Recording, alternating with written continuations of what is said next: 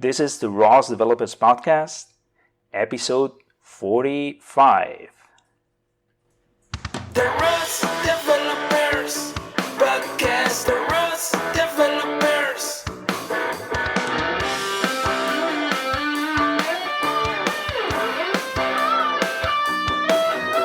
The ROS Developers Podcast, the ROS Developers. Hello, ROS developers, and welcome to the ROS Developers Podcast, the podcast that gives you insights from the experts about how to program your robots with ROS. And this is Ricardo Tellez here from the Quanstack, and today I would like to dedicate the podcast to all those ROS developers that are having trouble visualizing their ROS data in Qt windows. Too much work, too complex, too much compilation. For all of you there suffering this problem, stay tuned for today's episode because we may have a solution for you. Today I'm very honored to introduce you Wolf Vollprecht. Wolf is a scientific software engineer at Quanstack in Paris, and he works his day-to-day with Jupyter notebooks. And also he's also a lover of robotics and ROS. And that is why he decided to combine the two worlds and create the jupyter-ros widgets. And those widgets allow you to embed interfaces of ROS into Jupyter notebooks. That sounds cool, isn't it? And Wolf came here today to tell us more details about this Jupyter-ros integration and how you can use it. Welcome to the podcast, Wolf. Thanks, I'm really excited to be here. Our pleasure here. So I saw your post in, I think it was in Twitter some weeks ago, and everybody was very excited about that. Yeah. It was quite successful, isn't it? Yeah, it kind of blew up. I mean, we posted the blog post on Medium, and quite a lot of people read it, and I think there's some valid excitement about this because it could be cool. Yes, I also read it there at Medium. I will put a link to your post beneath the notes of the podcast, so people. And then the thing that I would like to clarify, some people doesn't know what are the Jupyter notebooks. Can you clarify that? What are Jupyter notebooks? So Jupyter notebooks are very popular, primarily with data scientists who explore a lot of data and make a lot of plots and stuff. And what Jupyter notebooks essentially are is like a form of literate programming where you mix basically some nodes, some markdown text, some explanations about what you're doing with code, and then you can interactively execute that code, which is inside of some cells, and you get out the result of that code execution. You get some plots, you get some visualizations, a lot of this stuff. And I mean, maybe some people know Mathematica, for example. So the notebook interface of Jupyter is very inspired by the notebook interface of Mathematica. And so that's basically the notebooks. The notebooks, yes, exactly. So that those cells can switch between text for the explanation, as you mentioned, and also for the code. And this code has to be written in a very specific language. So I know that it works with Python, but it has to be specifically written in Python, or does it support any other language like C++? Yeah, traditionally Jupyter has been focused on Python. It started as a tool called IPython, but actually the name Jupyter stands for Julia, Python, and R. So those are the three hidden elements. Okay. And those are the three big languages of data science. And the Jupyter notebook works equally well with each of those languages, but additionally it also works, for example, with C++. And actually we at Quanstack, we have a C++ kernel for Jupyter, which is called Kling. And it's based on Kling, which is written by the CERN folks, and it's an interactive C++ environment. So you can interactively do everything you would like to do with C++. You can do it interactively inside of a Jupyter notebook. And you can also get plots from C++ inside of the Jupyter notebook, which are interactive and stuff like that. Wow. Sounds super powerful. So basically, so Jupyter is it's agnostic to the programming language. It's just the protocol and the interface in the web browser. So you have the interface in the web browser, and then you connect to something that's called a kernel, and that kernel, it can be C++, it can be Python, I see. it can be Julia. Actually, just like today or a couple of days ago, they released the kernel for Fortran. So you can basically use any programming language you want. Oh, that's nice. So I think that the 3 programmers in the world that are programming in Fortran, they are going to be very happy. We'll see. Maybe there'll be more. No, just joking. Sorry, people of Fortran that are there around the world, please don't be mad at me. Well, you can probably not in robotics. Yeah, probably not in robotics. That's true. They are not going to hear my bad joke. Okay, and can I ask you? So, what are you doing at Quanstack that in order that you need to be using the Jupyter notebooks? So I would say we are not really the people that need the Jupyter notebook, but we are the people that create the Jupyter notebook, right? Oh, okay. Because Sylvain Collet, who is my boss, you could say, he is one of the core developers of Jupyter, and we maintain a lot of Jupyter widgets. So, for example, there are IPy widgets for like general widgets, which I think we'll talk about later, maybe. And there are lots of other widgets. For example, there's a widget called IPy leaflet, which you can use to display maps interactively. There's a widget called bqplot, which is used to create interactive plots in Jupyter environments. There's a widget called IPy volume for 3D plots and volume plotting, and so on. So you have a lot of scientific visualization tools that are very deeply integrated into the IPy widgets and Jupyter ecosystem. And we at Quanstack, we maintain like quite a bunch of them, and we support them and we make them better. Okay. Are you still there? I think we missed a little bit the sound. Yeah. Okay, great. So I don't know if you know, but our company at the Construct, we are using the Jupyter notebooks a lot in order to create our lessons for robotics, for ROS actually, and we use it massively. Yes, and we love it. Exactly. Yeah.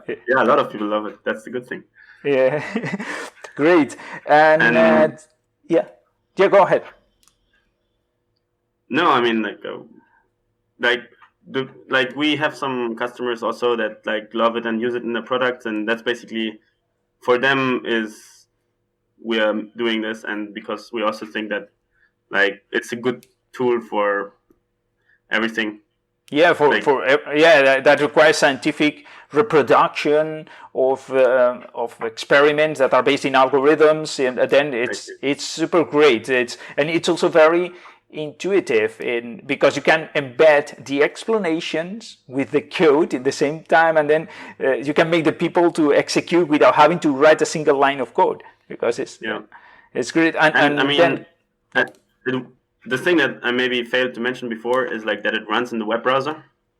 So you're not really bound to actually install a lot of software. If you have someone who runs the server already, then you can just run it on the server instead of running it on your computer. So for example, if you're a Windows user, now you don't need to install like a Linux distribution to, I don't know, run your experiments, but you can run it through Jupyter on some other server. Exactly. And then in that case, how it would work is that the Jupyter server, it's running in the cloud, for example, exactly. and then it's providing a web interface that anybody can connect from their computers, and then that's probably what you do at Construct, right? Exactly, that's exactly what we do. And then the people just get the interface, and then they execute the code, but the code is not being executed in the local computer, but in the remote. And then at Quanstack, can I ask you, you are maintaining all those widgets and all that stuff from Jupyter. So can I ask you, what is the business model?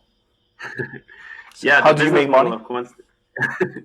Well, the big idea is to make money by sort of consulting at some point. So basically, if some large company uses our software and they need to have some modifications or they want some cool stuff added on top of it, and into us and ask us like for these modifications, and we like do it for them.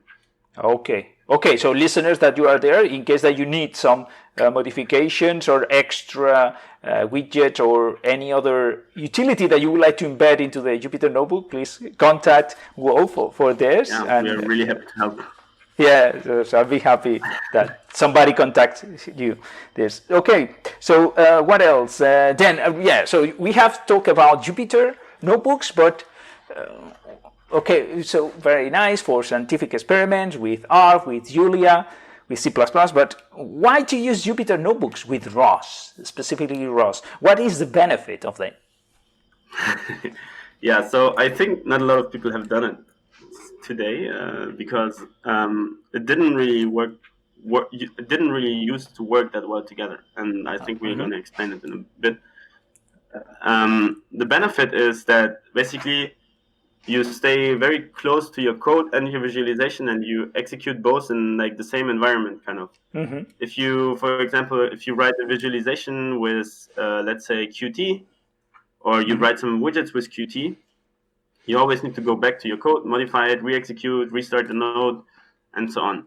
But with Jupyter, you're in this interactive programming environment where, like, you create your interface and with the same lines that you create your filters, your transformations, and so on. And it's all in like one interactive code environment. So it makes it much faster for interactive like development of some sort of like small GUIs and small interfaces to experiment basically with your robot. And I think that's the main motivation.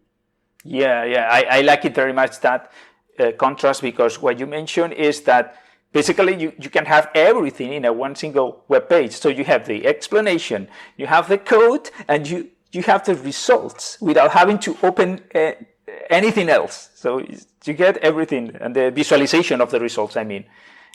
And then the next motivation for this work is that cloud robotics is coming up, right? And people are going to be like more remote from their actual hardware where your stuff is running on. And now with cloud robotics, you might want to put the interface in a web browser, and you might ship an interface to your customers, for example. Exactly. So, and if you have customers, you don't want them to like need to install some software. You don't want them to install ROS. You don't want them to install like Linux to actually have an interface to see what your robot is seeing or see what your robot is doing, right? Yeah. So what you could do is like you could use Jupyter, and you could create your widgets. You could create your interface inside of Jupyter and ship that to the customer. And the customer doesn't need to install anything. He just needs to open the web browser, point it to the right URL, log into that Jupyter notebook, and then he's able to explore and do stuff with the robot. Exactly. And I completely agree. Actually, that's a business model of our company. We are providing the ROS development studio that is precisely for this. So you can program in ROS on the web, so and from any computer, and that's one application of what you say. And as I said, we use massively the Jupyter notebook for that because it's so convenient. Yeah. So very good. So those are the benefits of combining Jupyter with ROS. And then the question is now, why did you get involved into this project? So what is your story behind your development of that? What motivated you to start it on the first place? So I did robotics so I did a bachelor at ETH Zurich in mechanical engineering. And as the last year project, we developed a robot that could draw in the sand called the Beachbot. I moved on to study robotics. In my master's also at ETH.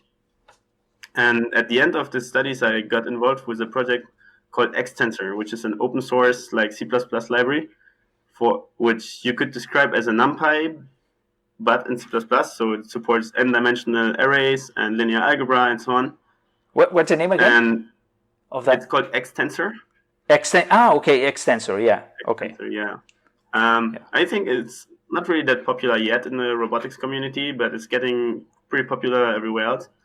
And I needed something like that for robotics, and it's really like a replacement for Eigen, and it has similar speeds and stuff like this. And this library is also created by Quanstack. Okay. So I got involved with this open source library at Quanstack, and then I did my master's thesis in Stanford, and then they asked me if after my master I want to come over and like work with them in Paris and this stuff. And so basically I moved to Paris, and because like Sylvain is also very involved with Jupyter, we basically have these two like legs that we're standing on, which is our C++ libraries, which are Xtensor, XSIMD, and so on.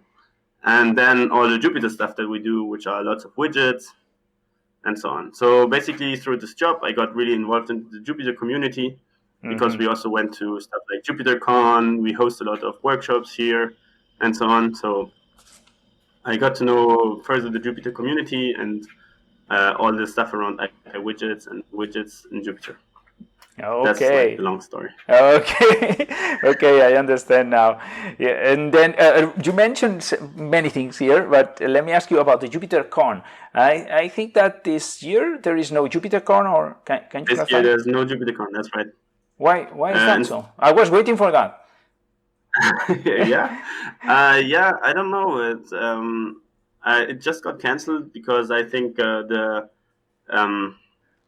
the people that were making it didn't want to make it anymore, and now the community is coming together, and instead we're doing some workshops.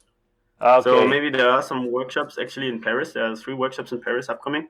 Okay. And I don't know, maybe if you're interested, you Yeah, still get a definitely. spot, I'm sure. Definitely. So then, is there any webpage related to the workshops of Jupyter? If you go to the Jupyter blog, you'll Yeah. find like the announcements for these workshops. Okay. And 2 of them are organized by us, so Okay. we're happily invited. Oh, great.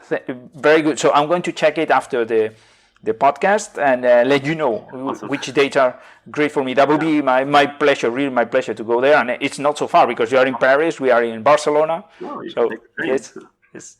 And then also we'll put a link on the notes of the program of this podcast beneath. So anybody else that is interested, they can check it there. Okay, great. Then you needed to actually develop those widgets for ROS inside Jupyter. So why? What is the need to develop those widgets specifically for ROS? What is the problem of not being able to use ROS just straight inside Jupyter Notebook as it is? So really, for me, like when I tried to experiment with Jupyter and ROS, the biggest problem was in the subscribers, right? Because when you use ROSPy and you create a subscriber to a new topic with a callback, this callback is executed in a thread.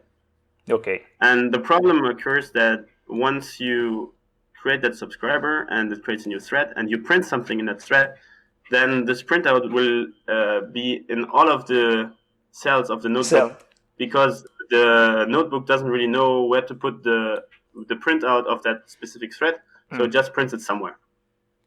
And if you subscribe to some topic with a certain like high rate, then you get a lot of junky stuff in your notebook, and there's no way to stop that subscriber because you would need to stop some thread, and it's just not convenient because it just keeps on going, and so you need to restart the kernel and so on. So that's really annoying. Exactly. And that's one thing that I really wanted to fix, and I think more or less we managed to fix it by basically making a widget for the subscriber. Okay. So when you create the subscribers through the jupyter-ros stuff, the subscriber is actually a widget that captures the thread, and you get like buttons to start and stop the subscriber. You get the output of the subscriber when you print something. You get it in a specified like output field. So it prints into some sort of like one cell only, and you get a scroll bar when you get a lot of output and stuff like this. So that's already a lot more convenient. Oh, definitely, I can tell you because we have been using the normal Jupyter Notebook for embedding inside ROS programs there and make the students to launch these programs, these cells, and execute with subscribers. And then if everything goes okay because you have structured the problem very well, then okay, you keep the damage under control. But if the student is modifying that and doing some experiment because they don't know about it, then it happens that very quickly then it becomes full of messages without any sense, and you cannot stop it. So you need, sometimes you are able even to restart the kernel, but it depends. Maybe it can collapse the whole system also. Yeah, I mean, and like if you with Jupyter you can re-execute the cell, right? Yes. So you can execute the same cell twice, and if you execute the cell with a subscriber in it twice, then you end up with 2 subscribers and so on. And so that we need to do some more management, basically, of all of these threads that the subscribers create for Jupyter and ROS to work nicely with each other, in my opinion. Okay, great. But you haven't solved this only for subscribers. You have also integrated more things like publishers, for example. Exactly. Yeah, we made some like nice additions also for publishers. So if you create a publisher through JupyterLab, you will get automatically created widgets for this publisher. So for the message type, we analyze the message type and we see like if you have a float field, you have a text field, and so on.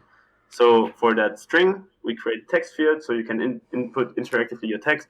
For a float, we create a float slider to be able to interactively just like slide the value on the float slider, and yeah, that's basically it. Oh, that's super cool, because sometimes you just want to test something and publish, then you need to go to the shell, to the terminal, and then ROS topic pub, whatever, this is my topic, this is my type, this is my message, and that's very convenient. And from that publisher function, you get back a widget with all of these like sliders and buttons and stuff. And then you also have like the option to basically publish with a certain rate. You get the option to latch the message and so on. Like basically what you can do from the command line. Exactly the same idea. Yeah, that's super powerful. To have in the same web interface. I mean, this is very important. This is very powerful, that you have everything on the same interface. Yeah. And does it work with any type of message? I mean, your widget, does it parse the structure of the message in case that is not a simple message like a float or a string? Yeah. So we recursively go through the message. Okay, so for example, for a post message, you actually have like 2 times vector 3 inside and so on, and we go recursively through those messages and like get all of the elements out and parse them into the right like widget types. And we have also support, for example, for the image message type, and you can upload an image too. That was done by a contributor, the first contribution, I think. But there might be some messages that we don't support yet, some like message types, and we'd love to like get them supported. But all of the ones that I tested, they work. Okay, great. When you find one that doesn't work, then open an issue and we get to it. Okay, I would like to test one for a joint trajectory message, for an arm. Those are massive messages that contain many fields. I would like to see that. We might need to figure something out for lists, actually. I mean, we probably don't support them well yet. So if you have a list of poses, for example, then it's becomes a bit difficult. Okay, understand. Okay, so listeners there, you have some homework. So go install the Jupyter Notebook, the JupyterLab, and then do your experiments with the messages, and maybe you can suggest to Wolf some other types of messages to be supported, or even better, you can even create yourself the support. And that would be awesome. That would be awesome, and contribute to the Git, because the Git for the JupyterLab is open, and it's your own Git there, and I will put a link to it beneath the notes. So you can fork and do pull request or whatever you need. So we have seen what is the functionality that JupyterLab provides about the topics, and then how do you, and you have mentioned about the different logs when they are created for different subscribers, for example. So how do you manage to solve that problem, to redirect these logs into the cell that is appropriated? So it's a bit of magic, like around threads, and like we kind of hijack the std out, of Python.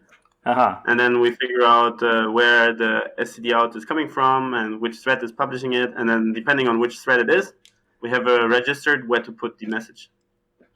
Okay, and then it's organized per cell. That depends on per cell and per subscriber in each cell that has been defined. Exactly. Each subscriber gets a specified output widget. Yeah. And then we print that message into that we get all the output and we redirect it into that output widget. Okay. Based on from which thread it's coming from. Okay, nice, interesting. So I'm eager to test that and see how it works. Yeah, I mean, and also check out the code because the code is not long. It's like at most like 100 lines maybe. Uh-huh. Okay. Yeah, and probably there are some improvements to make too. Okay, yeah. Okay, so you put some homework to me. Very good. Very good. Well, very good. I mean, it's important to, tell people that it's open source and, you should go further than just use it. You should also check it out. Okay. And, help contribute and stuff, I think. Okay, yeah. So writing that down right now. Okay, so homework for Ricardo. Yeah. And maybe, so now that I'm thinking, maybe we can do also even a live class about this. ROS Developers Live Class. We do usually on Tuesdays, we do a live class on ROS on our YouTube channel. It's a free open class that everybody can attend. And then we provide the code, we provide the simulations, everything, so that people can practice. So maybe we can think about using this. That would be cool. Okay, so more homework. Okay. Let me write it down here. Okay. Then what about the ROS 3D Jupyter widgets? What are those? Yeah, so the stuff we talked about so the publishers, subscribers, and also the live plotting is kind of implemented in a more traditional way. And then we also have the 3D widgets, which is like the second part of the tool suite. And the 3D widgets, they are based on what's called ROS 3D JS. Okay. And it's part of the Robot Web Tools suite. And with those 3D widgets, you can embed like Arvis-like visualizations right inside your notebook. And you can modify those visualizations by using Python code. Uh-huh. So with Python, you basically instruct the front end to, for example, display you a scene, display you a robot, display you a grid, and so on. Basically, everything you do with Arvis, you should be able to do with those 3D widgets. And that's really only possible because those guys at Robot Web Tools already did a fantastic job, like creating those 3D JavaScript widgets. And we use the same JavaScript code to basically make it possible to interactively construct visualizations from Python code. And some of the supported things that you can do is, for example, you can visualize massive point clouds. You can visualize interactive markers, which is really cool. Yeah. And you can also drag and drop them around and stuff like that, like just like you do in Arvis. You can visualize paths. You can visualize trajectories. You can visualize 3D robots. So you can have the PR2 robot, for example, that just show up in that 3D view, and you can modify the joint states and stuff like that. You can modify the joint states from ROS. You can modify the joint states interactively from your Python code and so on. You could write a widget to send a message to modify the joint states, and that would also interactively show up at the same second in that interactive 3D visualization, just like it would with Arvis. And and that's basically the point of this. Yeah, that's super cool because imagine, listeners, imagine this. So it's not only that they have included the management of topics, subscription, and for reading values and also publishing. It's not only that they have included also the plot in real time. So they can plot in real time, embedded into the web interface of Jupyter Notebook, the status of a joint, for example, or how it changes the joint, or how it changes a distance detected to an object in real time. It's a 2D plot. But also they have included this 3D management that allow us to see, for example, the robots, the structure of the robot, the parsed URDF that is being published by the it's on the robot description param server. So you can publish that inside the Jupyter Notebook, and it's not only a 2D image capture. It's a 3D actually. You can interact with it, as you mentioned. You can walk around, you can zoom in, zoom out, move around, etc.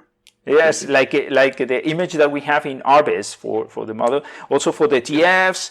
Also, if I remember properly, you mentioned the point clouds also. You can see the laser, of course, because it's the same. And 2D, 3D, all of that. That's super cool. That's very, very cool. That's cool.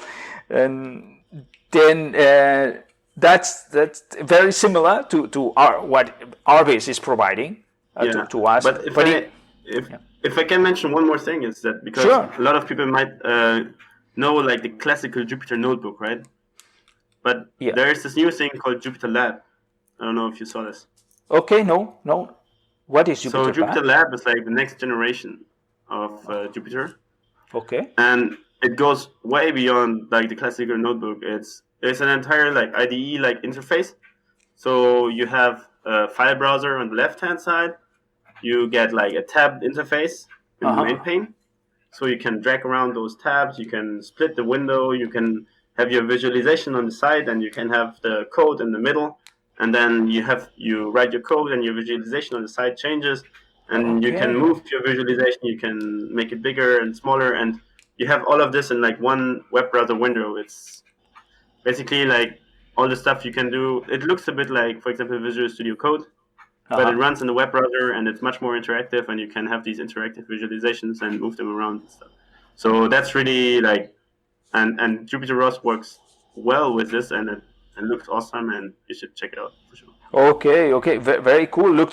Sounds very nice, very interesting. So I think that now that you mention, I think that I have checked that before, but some months ago, and maybe I just went through very fast. So now more homework for me is to check it out, and also maybe I will ask you a second interview for learning more about JupyterLab then afterwards. Very good. So then let us know, is this JupyterRos requires a specific ROS version, like kinetic or melodic, or is working in general for all of them? To be honest, I tested it with kinetic because that was the version I was on at the time. I'm pretty sure it should work with all of the like kinetic, melodic, etc. versions.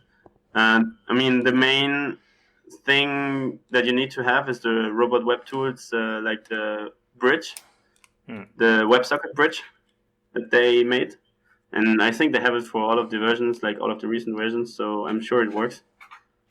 And I know that your second question will be if it supports ROS 2. Yeah. And to be honest, I did not test it. I haven't tested it. Okay. And I'm not sure if they have the bridge for it. I need to figure that out. Yeah. Okay, probably that would work if you use the ROS 1 bridge. The ROS 1 bridge is a package that allows you to connect from ROS 1 into ROS 2 things. So you can communicate programs that are running in ROS 2 with things with ROS 1. And then off the shelf, I don't know if that will work without having this bridge in the middle. I don't know if because it's a little bit different. I need to time to really get into ROS 2. I mean, I think they changed a bit how subscriptions and publishers work. So. Oh, okay. So let me tell you. Let me put our commercial here for all the listeners. Remember that we have published the first ROS 2 book in the world. So you can check it. This. Thank you, Mike. So let's go. You should send me a copy. Yes. Okay. Yes, I will do it. I will send you a ROS 2 ebook copy for free for you. Awesome. For you, yes. So then, when you publish the version of the ROS JupyterRos, you should be, thanks that I learned ROS 2 with the book of the concert guys. Okay, great. So let's finish here. But before we finish, can you recommend us? Can you point us to any specific notebook that does already exist that we can share with the audience, and then people can get a glimpse of it? Maybe if it is running online, that would be great. If it's not, if they can't, if they have to download and install, that's also very cool. Very cool. So the notebooks are not running online because for the ROS, for everything to work, you need to also have the ROS environment, and you need to start the right ROS nodes and so on. It's we have some notebooks on the GitHub repository. They are in the examples folder. Okay. And I think the coolest one is maybe the elastic band interactive planning, where you can interactively like drag the markers around and see how the plans are changing, or the PR2 one, which is also pretty cool. And I put like explanations in the notebooks how to run them and what you need to launch on your terminal and so on to get it to work. But maybe we can. I'm not sure if you can do that with Quanstack, but maybe we can upload one of those notebooks there and. You can start the ROS environment on Quanstack. Yeah, definitely. So in our ROS development studio, we can create ROSjets that contain anything about ROS inside. It can be simulations or code, and also, of course, the notebooks, the Python notebooks. And then what we can do is to create a ROSjet with all of those notebooks. And then we can share it because it's for free. So those ROSjets are shared for free, and they can be shared just by using a web link. So we can provide this web link, and everybody's going to get a copy of the exact same thing without needing to install anything. So yeah, we can try to figure that out, and maybe we can make it work. Great. I think it's a super cool idea. Super cool idea. Okay, so let me talk to you about that more details when we finish the podcast. Sure. Then. Great. Sorry for the listeners that they cannot hear the specific details. Maybe we can do a making of afterwards or something. I don't know. Yeah. Okay. So that's all from my side. Thank you very much, Wolf, for all the information you share and for the super cool work that you are doing there at Quanstack. Thanks for having me. Thank you very much. And for all the listeners, let me tell you that we have launched the second edition of the ROS Developers Conference. The ROS DevCon, it's a hands-on conference. And what does it mean? So it means that you will not have to just attend and listen to the conference, but also practice at the same time. It is an online conference, so you don't have to travel. And you only need to have a computer with a web browser and connect to the conference webpage, and then start programming in ROS with the speakers of the conference. Check all the details at the web address that is called rosdevcon.com. I will put a link beneath this podcast also for you. And that is all for today, listeners. So see you next week with a new lesson from the experts. And until then, keep pushing your ROS learning.